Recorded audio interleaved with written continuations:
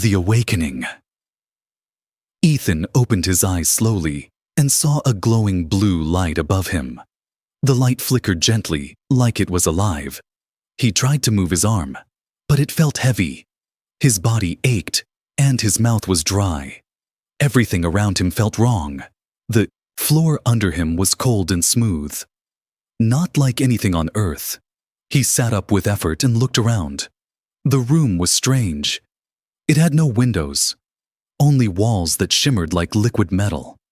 Soft humming filled the air, and a strange smell made his nose twitch. He was not alone.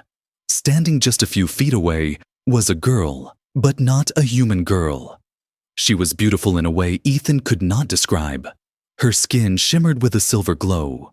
Her hair floated as if underwater, and her eyes were bright teal. Glowing softly, she tilted her head as she looked at him, her face calm but curious. She stepped closer and crouched beside him, her hands glowing faintly as she touched his arm lightly, like she was scanning him. Ethan tried to speak, but his voice cracked, and the words came out dry and weak. The alien girl blinked and touched a small device on her wrist. Suddenly, a soft blue mist sprayed near his face. It smelled sweet and cool. His body relaxed and his throat stopped burning. He could finally breathe better.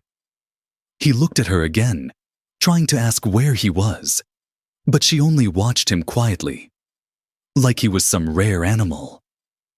She reached out again this time, touching the side of his head. Her fingers were warm and smooth, and a small buzzing passed. Through his skin, a light appeared above them, showing a hologram of a ship broken and spinning through space. Then it showed him being pulled out by robotic arms and carried into this place. It was her. She saved him. But why? Before Ethan could think more, a loud siren blared in the distance. Red lights flashed on the ceiling. The alien girl stood quickly and looked toward the only door in the room. It melted open, revealing a hallway that pulsed with strange lights. She turned to Ethan and reached for his hand, her eyes no longer calm. They were filled with fear. He had no idea what was happening, but he trusted her. Somehow, she pulled him up and helped him walk, his legs shaky. But working, they ran together through the corridor, passing doors and glowing symbols. The walls shifted behind them like they were closing off the path. Alarms echoed everywhere, and Ethan heard strange clicking noises in the distance, like machines coming for them. They turned a sharp corner and the girl pressed her hand against a wall. It slid open, revealing a hidden chamber. Inside were tools, machines, and glowing screens. She pulled him inside and sealed the wall again. The noise outside faded a little, but not fully. She walked to a console and quickly pressed buttons, her movements fast and precise. Ethan sat down, breathing hard, his heart racing. He watched her as she moved and thought to himself, who was she, and why did she care about him? She turned around and slowly sat in front of him. This time, she held out a small cube. It floated in her hand, glowing softly. Ethan reached out and touched it, and suddenly images filled his mind. Strange symbols, pictures of planets and stars, a voice. Not his voice, but one that spoke in his mind, soft and distant, trying to explain something. The girl watched his face carefully, her glowing eyes filled with emotion, like she was hoping he would understand. Ethan could feel something deep inside waking up. Memories, maybe instincts he never knew he had. He looked back at her and whispered, "Thank you." But he wasn't sure if she understood. She nodded and slowly smiled just a little. But before anything else could happen, the alarms returned louder and closer. The wall behind them shook, and the lights blinked fast. She stood again and grabbed a glowing rod from the wall, then offered it to him like a weapon, or maybe a light. She spoke for the first time, her voice soft, musical, and not fully clear, but he could tell what she meant. "We have to go now." Ethan stood holding the rod, his legs firmer now, his breath steady. He nodded once, ready to follow her, wherever this strange journey would go. He had no clue where he was or why he was here. But one thing was clear. He was not alone anymore. And this beautiful, alien girl had risked everything to help him, and he would not let her down. The Hidden Labyrinth. Ethan followed the glowing steps of the alien girl through the twisting hallway. Neither of them spoke, but their movements were quick and silent around them. The strange corridors lit up and dimmed like they were alive. Sometimes the walls shifted gently and doorways appeared, then vanished again. He had no idea where they were going, but she did, and he trusted her even though he didn't know her name. His feet were bare and the floor was cold but smooth like polished stone. The light rod in his hand pulsed softly with every step he took.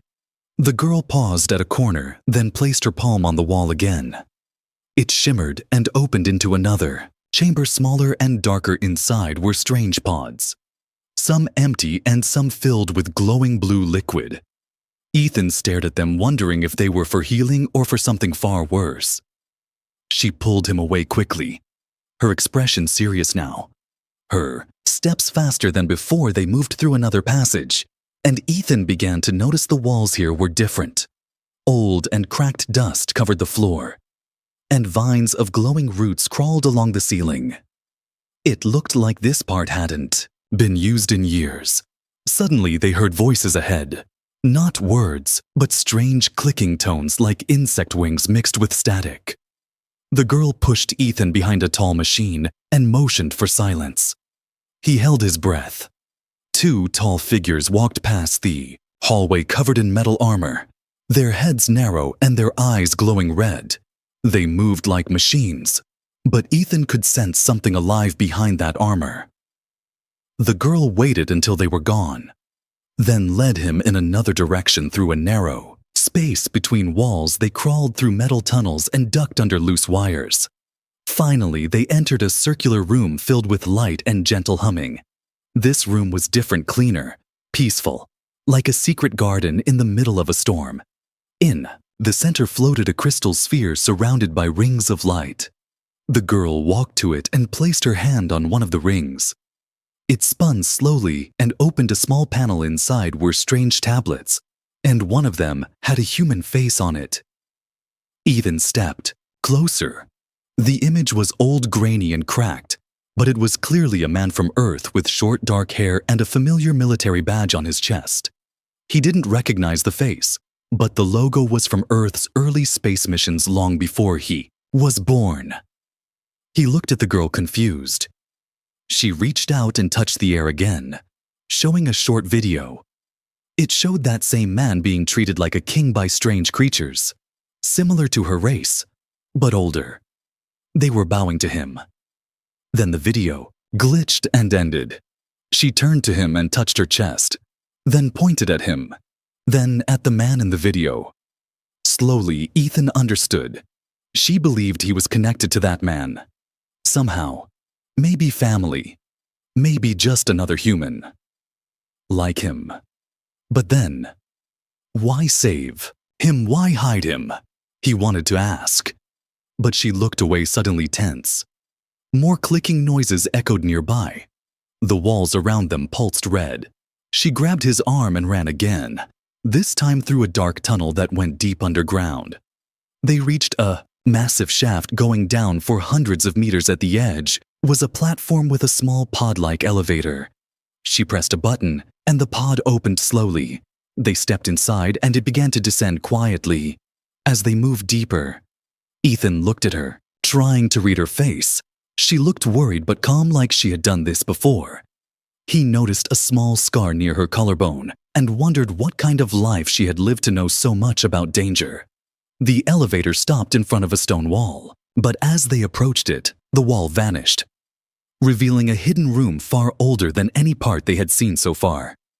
It was made of rough black stone with glowing runes on the walls. In the center was a giant map of stars floating above a pedestal. Ethan looked up at the stars and saw one system glowing red. The girl pointed at it, then pointed at him. She was trying to say something important, but he couldn't understand fully. She activated a machine nearby and a voice began to speak in a deep, robotic tone. Genetic match, confirmed project lineage, human subject connected to origin protocol. Ethan stared at the message, then at the girl.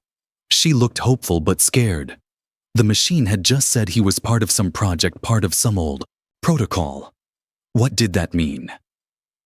He was more than just a man who got lost in space. Something deep inside him felt strange now, like a puzzle was slowly coming together. The girl stepped closer, her eyes full of silent questions and fear. He reached out, slowly, and touched her hand, his voice soft but clear. "My name is Ethan." She looked at him, then touched her own chest and said, "Slow." Now he knew her name, and she knew his. But the answers they both needed were still hidden in the stars above, and the war that was coming for them had just begun. The voice in the crystal. Inside the ancient chamber, the air felt heavier, like time itself was pressing against Ethan's skin. The floating star map still glowed above them, spinning slowly in the dim room. Ethan stood silent, trying to make sense of the voice they'd just heard. The machine said he was part of something called Origin Protocol 1. But he didn't remember anything like that. He wasn't a soldier. He wasn't special. Or at least, he didn't think he was. Sla stepped forward, her silver fingers dancing across the surface of the black stone console. It lit up in response to her touch, revealing a glowing crystal orb at its center. Without hesitation, she picked it up and held it out to Ethan.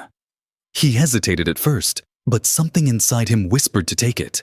The moment his skin touched the orb, everything changed. Light exploded behind his eyes. His legs wobbled, and his breath caught in his throat. But he couldn't pull his hand away. Visions flashed like lightning, stars being born, massive ships flying across galaxies, a city on fire, a man in armor raising a flag with Earth's symbol, and a single word repeating over and over inside his head like a pulse. Awaken. He stumbled back, nearly falling. But Sla caught him. Her arms were surprisingly strong for someone who looked so delicate. She looked into his eyes, searching for something. Ethan finally understood. This wasn't just about survival anymore. There was something locked deep in his blood. Something old. Something powerful. Sla activated another screen on the wall, and this time, it showed the current status of the Valari system. One planet after another was blinking red. Drones, military, ships, unknown forces, all converging toward their location. They were out of time. Ethan turned toward her and pointed at the orb again. "What is this?" he asked. Slay tapped her translator. It flickered a bit, then responded in broken English. "You." Key to old weapon. "You, only you, can wake it." Ethan stared at her. A weapon. He never wanted anything to do with weapons. He was a technician back home, not a soldier. But now the universe seemed to have chosen him for something far bigger than himself. Sla turned back toward a narrow tunnel that opened on the far side of the room. She gestured for him to follow. Ethan took one last look at the crystal map before stepping after her into the darkness. The tunnel was tight and made of carved stone. They moved slowly, the glowing rod in Ethan's hand lighting the way. As they descended deeper, he noticed symbols etched into the walls. Some were in alien script, but some were human, English. He paused in front of one word scratched into the rock. "Run!" Before he could ask, the tunnel opened into a large chamber filled with strange machines. At the center stood a large pod, half buried in the stone. It looked like a small ship, but unlike anything Ethan had ever seen. Smooth curves, no engines, and no visible controls. Sla walked straight to it and pressed her hand against its surface. The ship shimmered, then opened slowly, revealing a chair and glowing lights inside. She looked at Ethan. "Sit." He stepped forward, heart pounding. This was too fast. too much. But he trusted her. She had saved his life, more than once. He climbed into the pod and sat in the strange seat. It adjusted instantly to his shape. The lights inside grew brighter, and the entire pod began to hum with energy. Suddenly, a voice echoed inside the pod. This time, it wasn't robotic. It was calm, human, and familiar. Welcome back, Commander Ethan Ward. Activation code recognized. Origin Protocol 1 restored. Ethan blinked. Commander? He wasn't a commander. This had to be a mistake. But the voice continued. DNA signature matched, initiating memory restoration. Pain hit him like a hammer. His mind exploded with images, training exercises, battles, alien councils, promises made, secrets buried. He saw himself on another planet, wearing armor, speaking with creatures like Slaw, leading them, guiding them. He had been here before. A different version of him. A version locked away deep inside. It had been hidden, sealed away for a time when he was needed again. That time was now. The pod opened again. Slaya looked at him, eyes wide. You remember? Ethan nodded slowly. Slaw stepped back. Her voice was quiet now. Then you are not just Ethan anymore. He stood, stronger now, more confident. Maybe not. Slaw handed him a silver band and motioned for him to place it around his wrist. As soon as he did, it synced with his heartbeat and began to glow with strange data. It was a command link. A control tool. One only given to leaders. They moved together toward a new path that lit up beneath their feet. Above them, the mountain groaned as explosions echoed in the distance. The enemy was coming. Ethan looked at Slaw, his voice steady now. Then we fight. And for the first time, Slaw smiled. Not with fear, but with hope. Echoes of the past. The glowing path under Ethan's feet pulsed in rhythm with his heartbeat. Each step he took made the ancient floor vibrate softly, like it recognized him. The band on his wrist flashed every few seconds, sending signals to unseen systems buried deep beneath the stone. Slaw walked beside him, silent, but watchful. They both knew this place wasn't just a ruin. It was a vault from an older time, built by a forgotten alliance between humans and Valari. As they walked deeper, the air changed. It became warmer, charged with energy. Lights along the walls activated, revealing statues of warriors. Some human, some alien. They stood side by side, carved from stone and metal. As if frozen mid-march, Ethan paused in front of one statue that looked exactly like the man he saw in the earlier hologram. The same eyes, the same uniform. A strange feeling crept into his chest. He asked softly, "Who was?" Hisla pressed her hand against a nearby panel, and a holographic file appeared. The voice of the past echoed again. Commander Elias Ward, First Contact Alliance. Defender of Valari Prime. Status. Presumed lost in action. Ethan stared at the image. Elias Ward. The name rang like a bell in his mind. It wasn't just any soldier. It was his ancestor. And somehow the ship recognized the bloodline. That's why it responded to him. That's why he was the key. Slaw explained slowly through her translator. He saved us once before. Now you. Here again. They think it's prophecy. Ethan couldn't believe it. Prophecy. He wasn't a hero. He had worked in orbit maintenance, fixed satellites, checked signals. He had never even held a weapon.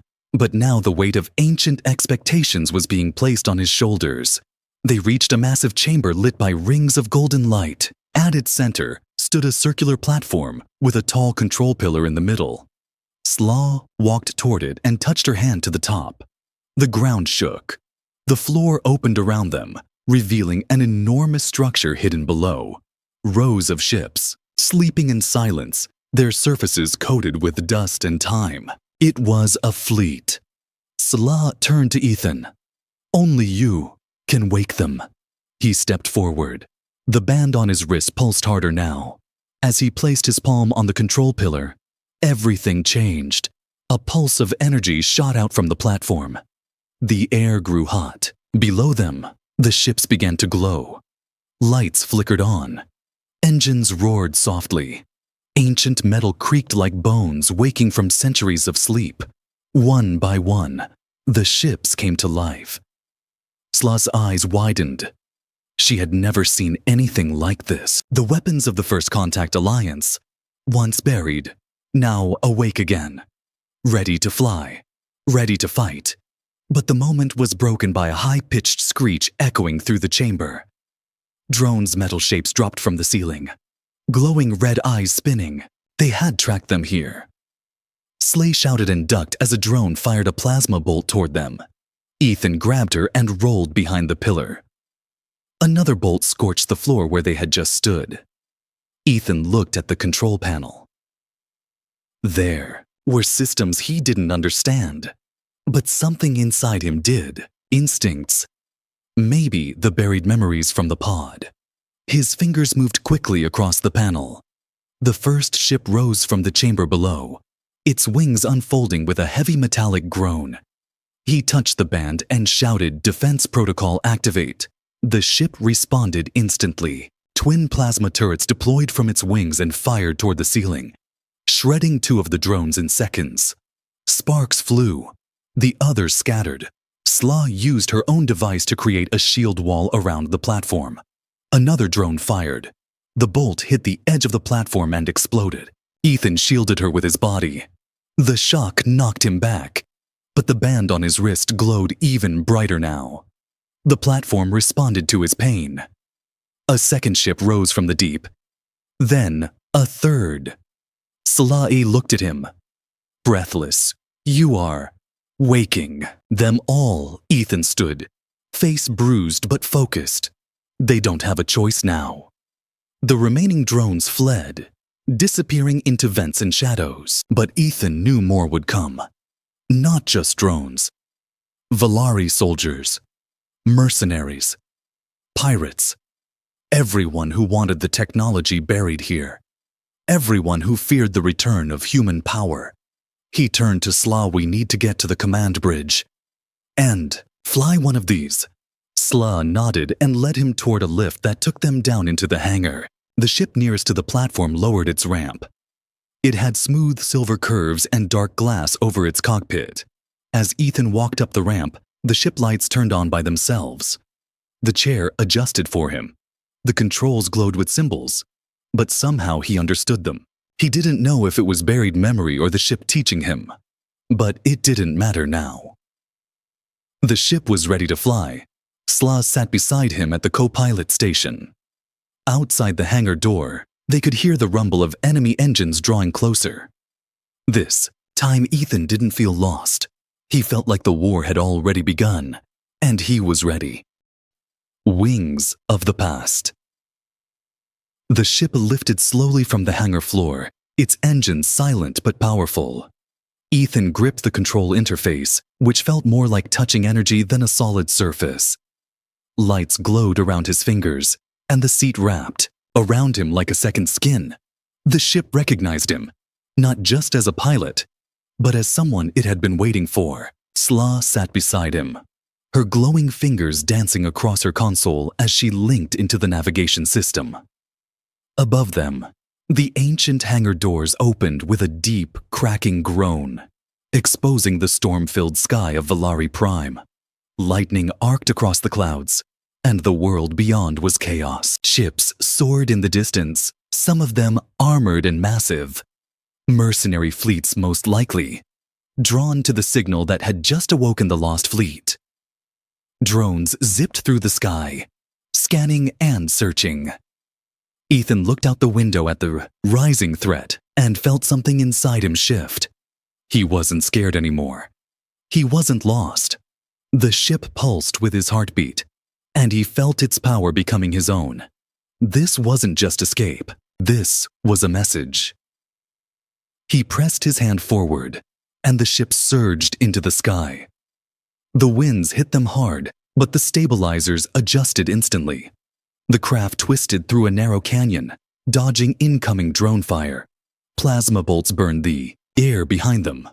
Ethan reacted with instinct, spinning the ship through a spiral maneuver that caused the drones to crash into the cliffs below. The sky opened ahead, and so did the battlefield.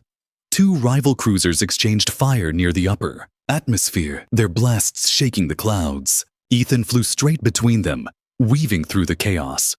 Sla shouted coordinates, guiding them toward a location marked on her screen, a place called the Core Spire. It was a Valari stronghold, built into the side of a towering mountain. That's where the main power relay was located. The same relay now broadcasting Ethan's DNA signature to the whole planet. "We have to shut it down," she said. "Or more will come," Ethan nodded. But they had to reach it first. Two enemy fighters locked onto them.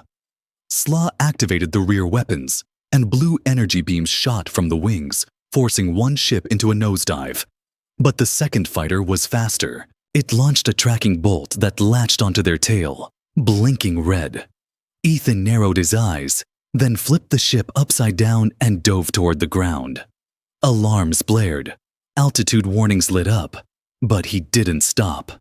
At the last second, he skimmed over the river and triggered a sharp pull-up. The missile hit the water and exploded behind them.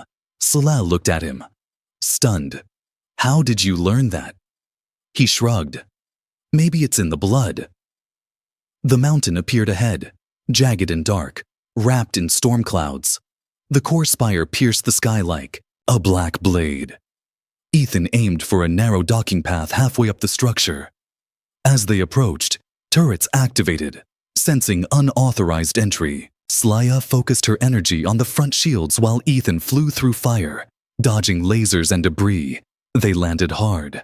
The ship skidded across the platform, its landing gear sparking against the stone, but it held. Before they could catch their breath, Sla jumped out and activated a cloaking field around the ship. Inside the spire, the air was electric with tension. They moved through ancient halls guarded by modern machines. Sla used back routes. She had studied this place before. She had once worked here as a junior technician until she discovered the truth about the relay tower. Its secret purpose wasn't just communications. It was a weapon, a tool to find and control humans or anyone with genetic links to the origin. Protocol, Ethan and Sla crept through the structure until they reached the main chamber. At its center stood the relay tower, glowing with red energy. Around it were Valari soldiers, elite guards in gold armor. They hadn't seen Ethan yet. "We need to overload it," Sla whispered. "But if we fail, they'll capture me." Ethan finished quietly. Sla looked at him with sadness. This wasn't the fight she had wanted for him, but he gave her a small smile. "It's my turn to save you now," they split up. Sla moved through a maintenance duct toward the control systems. Ethan waited for her signal. When it came, the lights in the room flickered. The guards paused in confusion. That was his chance. Ethan ran straight into the chamber. The guards turned their weapons toward him, but he lifted his wristband and slammed it against the relay pillar. The machine recognized him instantly. Blue light spread across the room, disrupting the red energy. The relay shook. Sla's voice crackled in his earpiece power drop in 5 seconds. But the guards were closing in. Ethan looked at them and raised his voice. "You want me? Come and take me." Then the overload triggered. A wave of energy burst from the tower, knocking everyone off their feet. The red glow vanished. The signal stopped. Ethan rolled across the floor and slammed into a wall, his vision fading. But the last thing he saw was the tower shutting down. The call for war had ended. A human stands alone. The floor was cracked beneath him. Smoke drifted across the ruined chamber, and sparks hissed from shattered machines. Ethan groaned and pushed himself up slowly, blood dripping down the side of his head. His ears rang, and the blue light from the relay tower flickered like a dying star. The overload had worked. The signal was gone. But the cost? He looked around. Sla was nowhere in sight. He limped toward the shattered wall, calling out her name, his voice rough and shaking. No answer, just the sound of distant metal groaning and the hum of burning circuits. The Valari guards lay unconscious or buried, under rubble. Ethan knew more would come soon. Soldiers, enforcers, maybe even warships. Disabling the signal had stopped the broadcast, but it had also drawn every eye to this location. The wristband pulsed faintly. It was damaged, but still alive. It displayed a weak signal. Sla's energy signature. She was alive. Somewhere, below. Without thinking, Ethan stumbled through a broken stairwell, clutching the wall for support, following the band's guidance. The path took him deeper into the base, down into hidden tunnels lined with old cables and half-dead lights. He passed rows of empty pods, experiments, maybe prisons. One still flickered with energy, and inside floated a half-formed figure, a hybrid, human and Valari. Ethan stared at it with horror and anger. This place had never been just a communication center. It was a testing ground. They had been trying to create someone like him, without the bloodline. Now he understood. Sla had known all along. That's why she had tried to protect him, not just because of who he was, but because of what they had tried to do to others like him. A soft sound echoed down the hallway. A cough. Weak, but alive. Ethan rushed forward and found her, collapsed near a sparking console, her skin dimmer than usual, her body trembling. She had taken a blast during the overload and used the last of her strength to shut down the power flow. He dropped beside her, holding her gently. "You did it?" he whispered. She looked up, her voice barely audible. "You stopped the call. They can't use you now." He shook his head. "Not without you." But time was running out. He could hear movement above. The spire was waking up. Enemy forces would reach them in minutes, and they had no more weapons, no escape. Ethan looked around the chamber. The ancient machines were beyond repair, but there was one last option. A backup transport, old, rusty, but connected to the mountain's maintenance tubes. It wasn't a ship, it was a lift cart made for cargo. Small, exposed, and slow. But it was their only chance. He lifted Sla in his arms. She was light, almost too light. Her energy was fading fast. He carried her to the cart, sat down with her in his lap, and activated the emergency route. The walls rumbled as the platform dropped into darkness. As they descended, Slaya opened her eyes again. "They won't stop, I know. You have to lead." Ethan looked at her. In the beginning, he had been the one lost, the one protected. But now, she was putting the future in his hands. Him. A man with no memory of greatness, no training, just instincts and bloodlines. "No, we do this together." The platform burst out of the mountain into open air. Ahead, the jungle stretched for miles, thick and dark. Their ship, still cloaked, shimmered near a waterfall. They rushed toward it, but just as they reached the ramp, shadows dropped from the sky. Valari enforcers, 3 of them. Heavy armor, shock staffs. Ethan set Sla down and stepped forward. They demanded he surrender. Their voices cold. He didn't have weapons. He didn't have backup. But he had made a choice. He raised his hands and walked forward slowly, speaking in the clearest voice he could. "I'm not running anymore. I'm not your enemy." One enforcer stepped closer. His staff crackled, but before he could strike, the ship's interface flared, and Slaya's voice echoed through the air. Translated in Valari command code, "Stand down." The soldiers froze. Sleia had used her last bit of energy to hack their system. Her rank, her codes, they were still valid. The enforcers hesitated, then lowered their weapons. Ethan rushed to her. Her breathing was shallow, but her eyes were clear. Go. To the council, tell them the truth. He held her tight. I'm not leaving you. Her voice was weak but firm. You already saved me. He carried her into the ship and placed her gently in the med chamber. As the pod closed, he took the pilot seat once more. His hands touched the controls, and the ship rose into the sky. No more hiding, no more running. Now, he was going to face them all, not as a test subject, not as a relic of the past, but as the first human to stand on Valari soil as an equal, as a protector, as a spark. The beginning of something new. The human who changed everything. The sky above Valari Prime was calm, but only on the surface.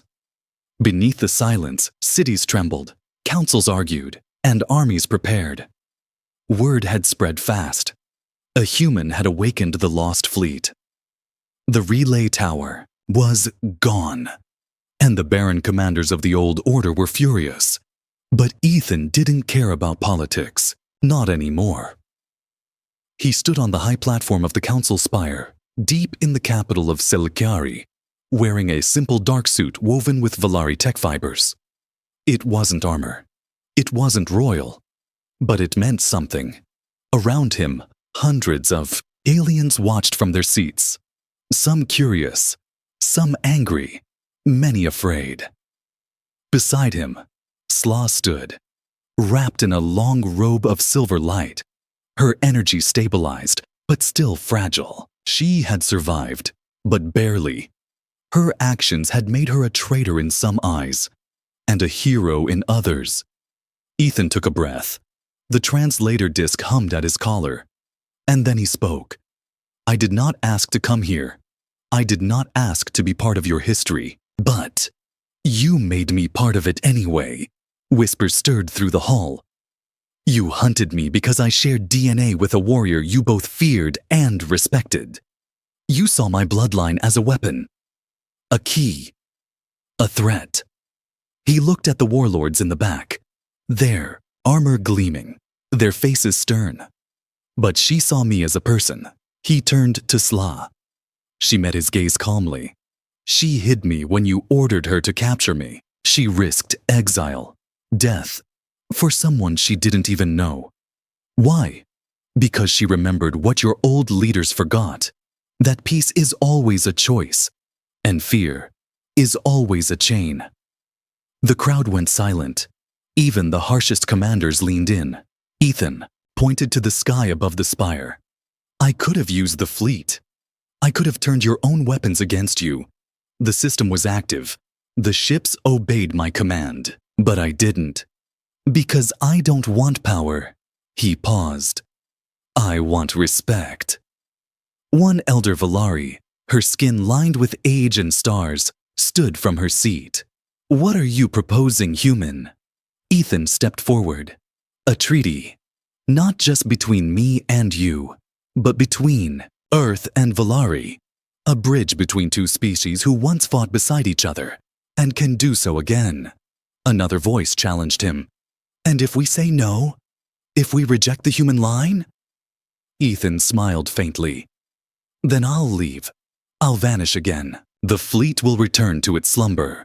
But ask yourselves, who will lead you when the next enemy comes? Who will stand between you and those who see you as nothing more than targets? Silence followed. Heavy, thoughtful. Then Sla stepped forward. Her voice, quiet but clear. I was trained to fear humans. I was taught they were destroyers. But I met one. And he protected me. He never demanded obedience. He never saw me as lesser. He offered his life for mine. That is not a weapon. That is not a threat. That is a leader. Her words echoed longer than any gunfire. The council whispered among themselves, debated, measured the risks. Then the elder stood again. We have one condition. Your fleet must remain sealed. Ethan nodded, agreed. Unless you ever face what I faced, I pray you never have to awaken it again. Moments later, a glowing crest was placed in his hand. Half human, half Valerie, the symbol of the new accord. Not everyone clapped, not everyone agreed, but no one stopped it, and that was enough. 1 week later, Ethan stood at the balcony of a high tower, watching the sun rise over alien mountains. The city was calmer now. Patrols no longer scanned him with suspicion. Children waved at him as he passed. Some even called him the Peaceborn.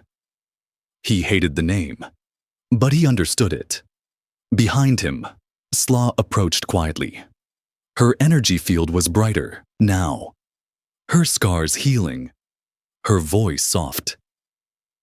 Are you staying? Ethan smiled. For now. She nodded.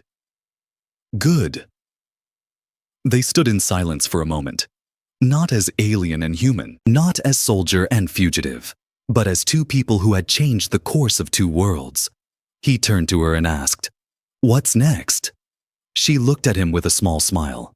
We teach them what trust really means, and together, under the twin moons of Valari Prime, they watched a new era begin. The end.